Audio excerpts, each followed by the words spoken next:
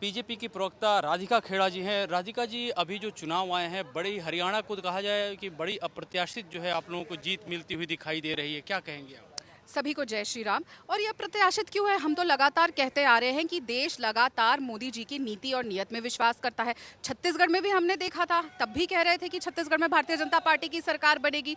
Double engine की सरकार में लगातार देश अपना मत देती आ रही है। तो जब छत्तीसगढ़ में ये हो गया, तब भी क्यों लोग ऐसे सोच रहे थे कि ऐसा नहीं होगा?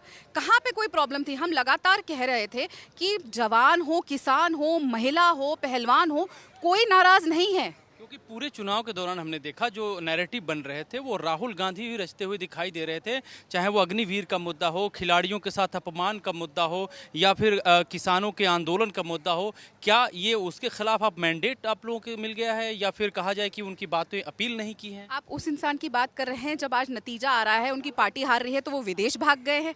जो पीठ दिखा के दुम दबा के विदेश भाग जाते हैं जब उनकी पार्टी हारती है, उनकी बात पे कहाँ जनता विश्वास करेगी? जो जॉर्ज सोरोस के साथ बैठ के अमेरिका में देश विरोधी ताकतों के साथ बैठ के देश के खिलाफ षड्यंत्र रचते हैं, देश प्रदेश की महिलाएं, हरियाणा की बेटियों के इमोशंस के साथ खिलवाड़ किया, जो पूरा घटनाक्रम रचा ये दिखाने को कि पहलवानों के हम खिलाफ है। क्यों नहीं गए दीपेंद्र हुड्डा? जब नीरज चोपड़ा वापस आए थे, मन्नू भाकड़ वापस आई थी, अमित शेरावत जो 3 मेडल हरियाणा के बच्चे लेकर आए, क्या वो हरियाणा के बच्चे नहीं थे? क्या हरियाणा की जनता देख नहीं रही थी कि किस तरीके से जलेबी का मजाक उड़ाया जा रहा है कि जलेबी फैक्ट्री में बनती है?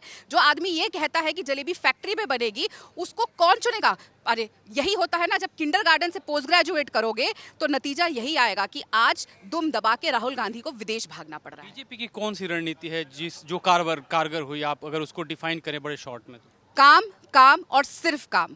नीति नियत साफ है। मोदी जी के नेतृत्व में हम काम करते आ रहे हैं, काम करते रहे हैं और काम करते रहेंगे। हमारे लिए देश हित, जनता का हित सर्वोपरि है। जम्मू कश्मीर के मैंडेट को आप कैसे देख रहे हैं? वहाँ पे एनसी जो है काफ़ी आगे निकल रही है, और आप लोगों को अगर देखा जाए तो एक सेटबैक भी मिल रहा है वहाँ पे। देखिए, जम्मू कश्मीर हम उस दिन जीत गए थे जब हमने इंश्योर किया कि घाटी में पत्थरबाजी रुक गई है।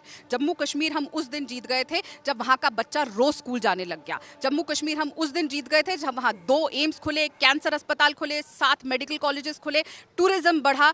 आज आप लाल चौक पे जाइए, खुद देखिए, जो आज भागे हुए हैं, विदेश चले गए राहुल गांधी, लाल चौक में आइसक्रीम खड़े होकर खाते हैं, परिवार को लेकर स्कीइंग करने स्विट्जरलैंड की जगह जम्मू कश्मीर जाते हैं। ये जीत ही तो है कि अमन और शांति आ गई है जम्मू कश्मीर में। ठीक है, आज थोड़ी सीट्स की कमी है, वहाँ का अलग अलग माहौल है, क्योंकि इतना झूठ फैलाया गया। वहाँ पे भी काट की हांडी एक बार चढ़ गई, दोबारा नहीं चढ़ेगी। लेकिन हम प्रतिबद्ध है, 370 दोबारा नहीं आएगा, कोई भी ताकत नहीं ला सकेगी। और जिस तरीके से शांति और अमन जम्मू कश्मीर में बना हुआ है वो बरकरार रहेगा। बतौर विपक्षी नेता आखिरी सवाल है, आप लोगों का रोल क्या रहेगा जम्मू कश्मीर में? स्ट्रैटेजी क्या होगी? क्योंकि उमर अब्दुल्ला तो अपने मैनिफेस्टो में उन्होंने कहा था कि हम 370 के बाहर कर वापसी लाने, और साथ ही साथ जो जम्मू कश्मीर का जो स्टेटहुड का जो एक नाता रहा है उसको वो दोबारा बहाल करेंगे। देखिए, ये तो अब सबके सामने आएगा कि 370 वो कैसे वापस लेकर आएंगे।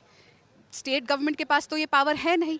तो जो उन्होंने, जैसे मैंने कहा कि लोकसभा चुनाव के टाइम पे एक फॉल्स नैरेटिव चलाया गया कि संविधान खतरे में है। आज जनता को पता चल गया, नतीजा क्या हुआ? संविधान खतरे में नहीं था, हरियाणा के नतीजों ने दिखा दिया। अब जम्मू कश्मीर को जो उन्होंने झूठा एक अपने प्रमाण पत्र में कहा है कि हम 370 वापस ले आएंगे, कैसे लेकर आएंगे ये भी तो बताएं ना। अब 5 साल में प्रूफ करना पड़ेगा। लेकिन मैं आपको कह दूं, अभी भी बहुत जल्दी है ये कहना कि वो सरकार बना रहे हैं। पहले तो वो अपने घर का झगड़ा संभाल ले। राहुल गांधी तो उनसे फोन पे बात करते नहीं है। राहुल गांधी को तो उनको मीडिया के थ्रू बोलना पड़ता है कि जम्मू में आप प्रचार नहीं कर रहे, इंग्लैंड भाग जाते हैं। तो पहले उनको अभी इंतजार कर रही है, सरकार अभी बनी नहीं है उनकी। चलिए, आखिरी एक चलते चलते, आप लोग जलेबी बांट रहे हैं या लड्डू बांट रहे हैं? कांग्रेस में तो सुबह सुबह जलेबी दिखा दी गई, बेचारा अब जलेबी भी पड़ी की पड़ी। देखिए, हमारी जो सभ्यता और संस्कृति है भारत की, वो ये सिखाती है, आपको भी याद होगा, दादी नानी शुरू से सिखाई जाती है कि जल्दबाजी में खुशी नहीं मनानी चाहिए, पहले कार्य पूरा हो जाने दो फिर खुशी मनाओ, वरना अशुभ होता है, अपशगुन होता है। अपशगुन हो गया, बहुत जल्दी थी। लेकिन मैं आपके माध्यम से उनसे निवेदन करती हूँ कि जो जलेबी बनी है ना, उसको आप फेंकिएगा मत। दुकान वाले को एक तो पहले पूरे पैसे दीजिएगा, जो आधी पेमेंट पे उठा के लाए थे, अभी पूरे पैसे दीजिएगा, और आपने नहीं खानी तो गरीबों में बांट दीजिएगा, फेंकेगा मत या चुप चुप खा लीजिएगा, कोई कुछ नहीं कहेगा, पर अन्न का अपमान मत कीजिएगा। थैंक यू बात करने के लिए। तो ये थी राधिका खेड़ा, जो कि आपने देखा, उन्होंने कहा कि किस तरह से अब चूंकि जीत मिली है तो जीत का सेलिब्रेशन है, सेलिब्रेशन के साथ तंज भी है, तंज जलेबी पे भी है और राहुल गांधी पे भी है कि राहुल गांधी जब पार्टी इस मोड़ पे खड़ी हुई है, हार की दहलीज पे है, तो वो विदेश चले गए हैं। कैमरा पर्सन रेहान खान के साथ मैं अमृत तिवारी, विस्तार न्यूज़, दिल्ली।